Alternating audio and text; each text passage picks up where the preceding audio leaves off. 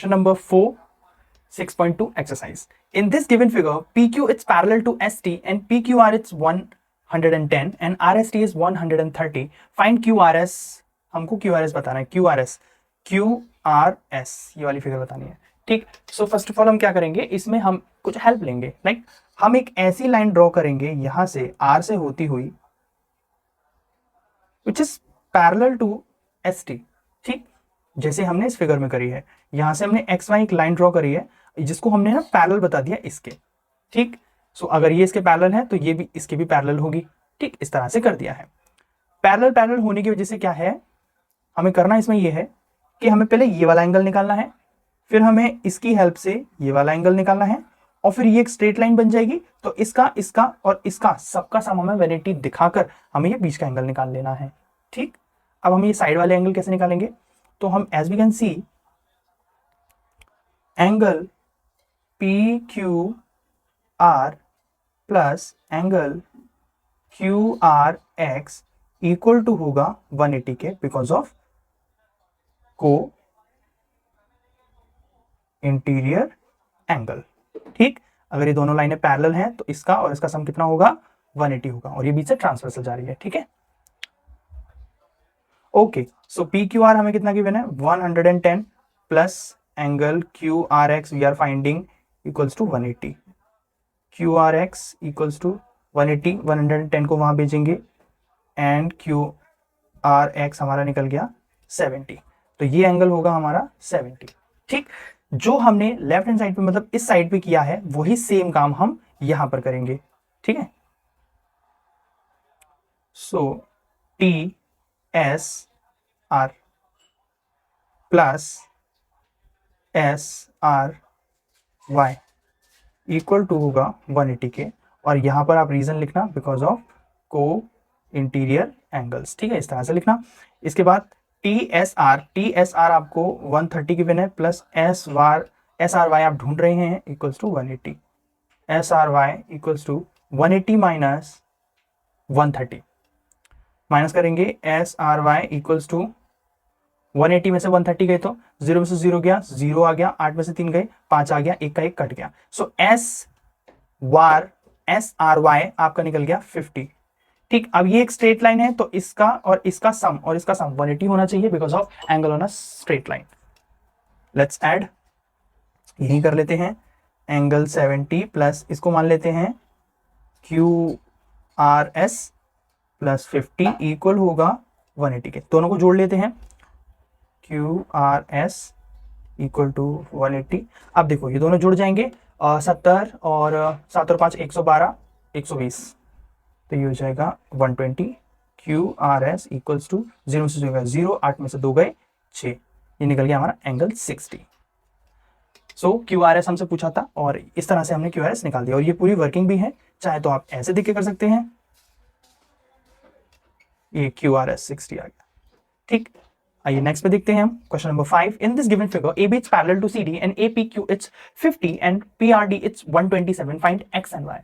हमसे X and Y पूछा है. पहले हम देख लेते हैं AB. अच्छा, AB हमें पैरेलल दिया हुआ है. ठीक है, ओके. अब यहां पर हम देख सकते हैं कि APR हीरा यहां से यहां ये APR PRD के इक्वल होगा PRD के. क्यों? Because of alternate interior angles. या वी कैन क्लियरली सी, हम साफ साफ देख सकते हैं कि ये दोनों लाइन पैरेलल हो गई, ये बीच से ट्रांसवर्सल जा रही है तो ये पूरा एंगल इस पूरे एंगल के बराबर माना जाएगा. साफ साफ देखें तो इस तरह से ये पूरा एंगल इस पूरे एंगल के इक्वल माना जाता है जिसको हम ऑल्टरनेट इंटीरियर एंगल कहते हैं. ठीक, अब हम कर सकते हैं कि 50 प्लस Y इक्वल होगा 127. आगे रीजन लिखिए, ऑल्टरनेट इंटीरियर एंगल. ठीक है, Y निकल जाएगा 127 माइनस उधर जाएगा तो माइनस हो जाएगा. 7 में से 0 गया, ये 7 ही आएगा और 12 में से 5 गए तो भी 7 ही आएगा. तो 77, Y हमारा 77 निकल जाता है. इसके बाद में Y निकलने के बाद में अब देखिए X भी निकालना है हमको. ठीक है, अब हमें पता है कि ये एक क्या है, ट्राइंगल है. ठीक, और ये एक्सटीरियर एंगल है ट्राइंगल का। तो हमें एक एक्सटीरियर एंगल की प्रॉपर्टी पता है, हमने 7th 8th स्टैंडर्ड में पढ़ी है कि किसी भी ट्राइंगल के एक एक्सटीरियर एंगल किसके बराबर होता है, उसके इंटीरियर एंगल के अपोजिट इंटीरियर एंगल के सम के बराबर, मतलब इसके और इसके, इन दोनों के सम के बराबर ये वाला एंगल माना जाता है। ठीक है, जैसे मान लो अगर ये ए है और ये बी है और ये सी है, तो हमेशा ए प्लस बी इक्वल होगा एंगल सी के। ठीक, अगर इस तरफ हुई बात तो फिर इसका और इसका सम सिर्फ ये वाले एंगल का। ठीक, तो इस तरह से हम फाइंड कर सकते हैं। अच्छा, तो 127 इक्वल होगा y प्लस एक्स के। ठीक है, 127 इक्वल्स टू y अभी हमने ढूंढा है 77 प्लस एक्स, हमें यहां से मिल जाएगा। सो 127 ये यहां आएगा, ठीक है, 77 यहां आएगा तो माइनस में आ जाएगा, 7 से 7 गया 0 हो गया, 7 से 5 गए 5 हो गया। तो ये इस तरह से हमारा x हमारा 50 निकल जाएगा। सो x हमारा 50 हो गया। ठीक है, दोनों एंगल निकल गए। I hope this is clear. Let's come to the next. In the given figure, PQ and RS are the two mirrors placed parallel to each other. दो शीशों को, मिरर को पैरेलल ही रखा गया है, and incident ray AB strike the mirror PQ at B, और AB जो एक रे है, इंसिडेंट रे जिसने स्ट्राइक करा है PQ पर at B पॉइंट पर, रिफ्लेक्ट रे moves along with the path BC and strike the mirror RS at the C. Again the reflect back along the CD. Prove that AB is parallel to CD. मतलब दो mirror को रखा गया है और ये यहां से ऐसे ऐसे करके स्ट्राइक कर रहे हैं। ठीक, हमको ये प्रूव कर रहा है कि ए बी पैरेलल होगा सी डी के, हमको ये वाली और ये वाली लाइन को पैरेलल प्रूव करना है। सो यहां पर हम देखते हैं, जैसे ये हो गया, ये हो गया, ये हो गया। Let us draw B M perpendicular to P Q, कि बी एम एक परपेंडिकुलर है, बी एम, ये बी एम परपेंडिकुलर है पी क्यू पर, और वैसे ही एन सी या सी एन परपेंडिकुलर है आर एस पर। So according to that, as PQ is parallel to RS, जैसे कि हम जानते हैं कि PQ RS के पैरेलल है, therefore BM is also parallel to each other, BM is parallel to CN। देखो, जब ये दोनों पैरेलल हैं तो ये दोनों भी तो पैरेलल होंगी। क्यों? क्योंकि एक तो ये भी होता है कि दो पैरेलल लाइंस के बीच का डिफरेंस ना सेम होता है, और वो दो लाइनें पैरेलल होती हैं।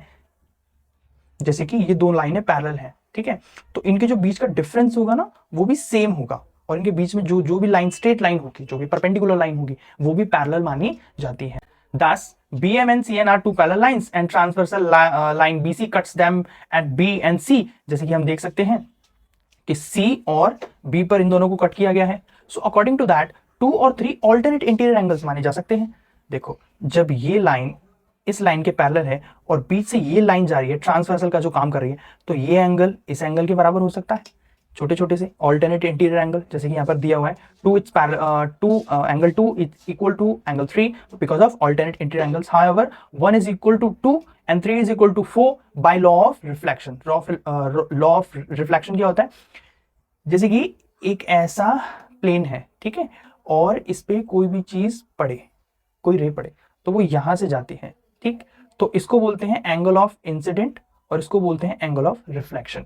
और बीच से आती है एक लाइन नॉर्मल, ठीक है, तो ये नॉर्मल लाइन ना दो एंगल फॉर्म करती है और वो दोनों एंगल इक्वल माने जाते हैं। इसको बोलते हैं लॉ ऑफ रिफ्लेक्शन, जो साइंस में आप पढ़ेंगे, फिजिक्स में, ठीक है। सो उसके अकॉर्डिंग हम देखें तो एंगल 1 2 के इक्वल हो जाएगा, मतलब ये दोनों एंगल, एंगल ऑफ इंसिडेंट और एंगल ऑफ रिफ्लेक्शन, तो रिफ्लेक्शन और इंसिडेंट और रिफ्लेक्शन ये दो एंगल हो गए, मतलब दो वो हो गए, साइड्स हो गई, और ये दो बीच में ये जो हो गए बीएम, ये नॉर्मल हो गया, और ये दोनों एंगल फिर इक्वल माने जाएंगे, है ना। सिमिलरली यहां पर भी हम जैसे देखें तो ये साइड्स हो गई और ये पॉइंट पे लाई कर रहा है और ये बीच वाला नॉर्मल हो गया, तो 3 और 4 इक्वल होगा। अब अगर 2 3 के इक्वल है, 3 4 के इक्वल है, तो ऑटोमेटिकली 4 1 के इक्वल हो जाएगा, सिंपल सा। अब ये पूरा ही इक्वल हो जाएगा, फिर पूरा ही इक्वल माना जाएगा, ठीक। So that's how and that's why 1 + 2 equal to होगा 3 + 4 के, और इसके वजह से ABC इक्वल होगा DCB के, मतलब ये दोनों एंगल इक्वल होंगे। However these lines are alternate interior angles, these are alternate interior angles, so AB is parallel to CD। अगर हमने ये प्रूव कर दिया कि वो दोनों एंगल्स इक्वल है, तो हम ये बोल सकते हैं कि हाँ वो दोनों लाइनें पैरेलल होंगी। Okay, that's it guys, this was your 6.2 exercise of chapter number 6 of lines and angles. So see you in the next video with a new exercise, exercise 6.3. So see you soon.